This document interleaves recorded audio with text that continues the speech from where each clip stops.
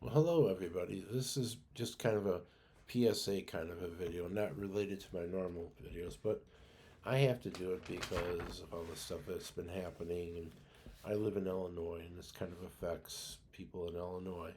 On March 19th evening on Lake Michigan, a freshman girl from Yorktown Heights, New York, Sheridan Gorman, was shot in the back by, let's say, a south of the border kind of a gangbanger wannabe at Toby Prince Beach on the jetty going into Lake Michigan. Her and her friends from Loyola, all 18-year-old freshmen, were just checking out the city lights. They wanted to take pictures and stuff. And all of a sudden, this individual from no out hiding under somewhere come running and shooting at them. They all ran, and unfortunately, poor Sheridan was hit in the back and she died on the spot. Not a nice thing. And this is in Rogers Park campus of Loyola University, which is the 49th ward in Chicago. And how do I know all this? Well, I was born and raised in Chicago. I still live here, with the exception of the 4 years I lived in another state when I attended college university.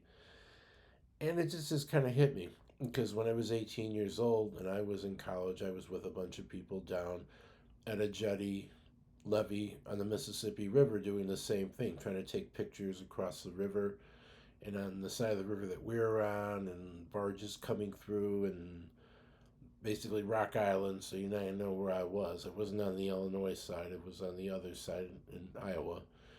And this was late at night, and nobody ever came up to us. Nobody threatened us, and it was a typical urban place. They have their issues.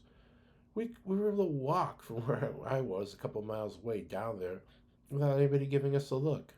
The only people that would have questioned would be the police asking us what we're doing out there to make sure we weren't doing bad things, which we weren't. But and this kind of hit me personally. I'm like, why? I mean, it was a poor girl beginning her life, going to college, getting killed for nothing.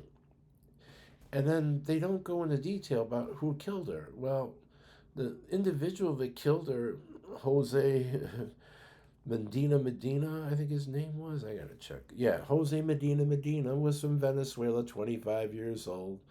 And he came in with all those other wonderful people that Dr. Dementia let in when he was president. So I'm sure he didn't even know that what he did. Forgive them for he doesn't know what he does, but he did. See, with these slimy people, most of them are concentrated in Chicago. You don't have them out where I live because out where I live, even though this is a one-party state, people wouldn't tolerate that kind of stuff. It could get ugly, if you know what I mean. But in Chicago, because Chicago is like the Emerald City for weirdness, and you got everybody and anything there. And they say, oh, it's a great place. Yeah, if you're rich and you live in a place where you're protected by security and stuff like that. But I mean, just basic stuff. No, it's not. I know that. I was born and raised there. I was born in Inglewood Hospital, which is not a place you want to be in now.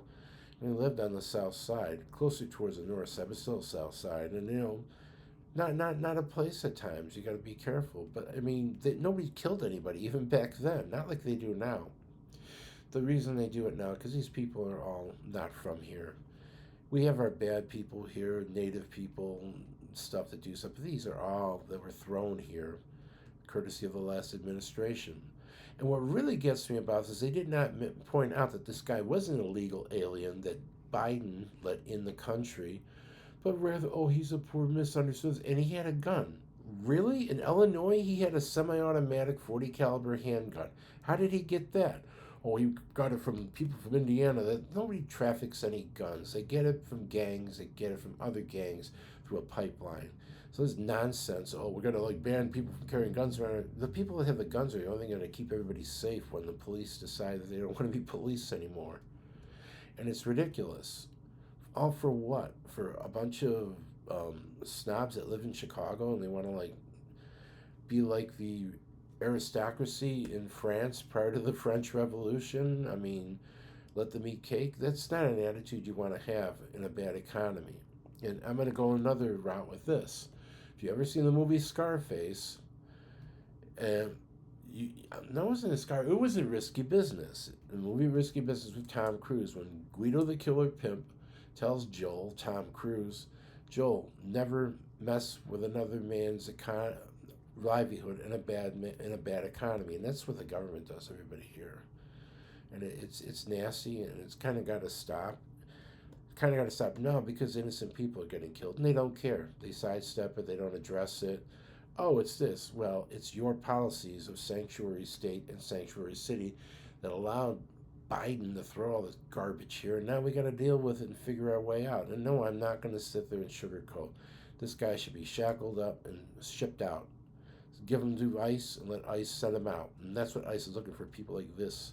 But it's a shame that we were not allowed to stop them months ago when ICE was supposed to come up here. Oh, we can't have them up here. Really? This poor girl suffered. And I don't want to use her as a political prop because it's not a political thing. This is just a personal thing. I'm normally quiet. My business is doing my videos with my planes and stuff, and kind of educating, being fun about history and other things like pens or just oddball stuff. If you don't like videos like that, I'll stop making stuff like that. But I had to say this because this is ridiculous. I feel really bad for that poor girl because, like I said, the situation that got her killed, I was in a situation like that, but I was never threatened by harm because of the environment and the people that I was with. And that should be anywhere. I mean, you shouldn't go picking people off like they're ducks in a pond. And people that think like that are barbaric. They don't belong in this country and they belong out. Not coddling them and keeping them here and hiding them from public scrutiny because, oh, we don't want to mess up stuff and ruin things before the election. Well, guess what? You already ruined them by protecting them this much.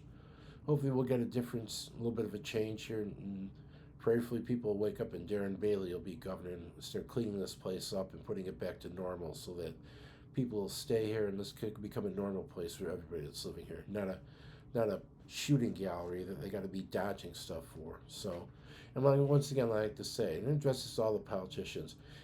If this guy is not a citizen, what was he doing with a semi-auto handgun? And don't tell me he got it from Indiana. You know how he got it. He's a gangbanger. Say it, and that'll just hasten his departure from this country. Well, that's all I'm going to say with this.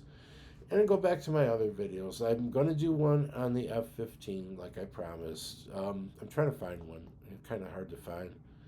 I'm going to go to Brick Mania today and see if I can get one. If they have them for under $100, I might buy it. But the ones that I've seen online, people are like being silly and charging too much. I am going to do one video on my Mont Blanc pen that I've shown. I basically rebuilt this pen because I like old pens. And the thing with pens that I like so much, you get older, fancier pens, they're investments. You fix them up, you just use them a little bit here and there. You might have paid $50 for them, and down the line you could get a couple hundred for them. I have a couple pens like that now. Most famous of that is my 1980s Mont Blanc. It's a cap and barrel pen, and you can use either a ballpoint refill or a rolling writer refill. And this pen back in 84 to like 88, 89, well, $200 or so. I got this one, oh, what did I get it for?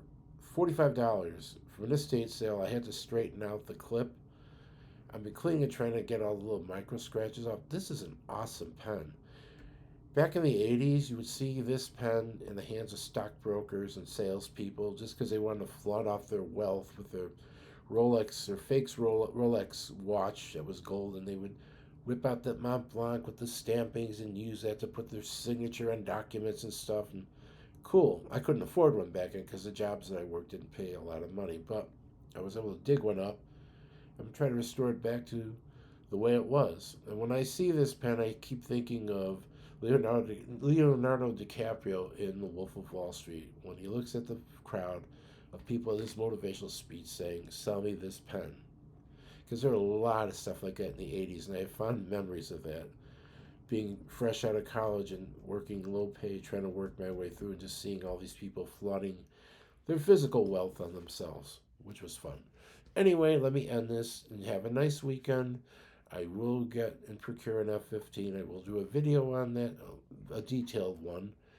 And I also am going to do one on a P-38, the larger one that I have, the 1/18 scale. I just got to come up with a good narrative and find a way I could do this so you can actually see this. It's a very large plane. There's a lot of features on it and it looks really cool. Anyway, enjoy the weekend. See everybody and goodbye.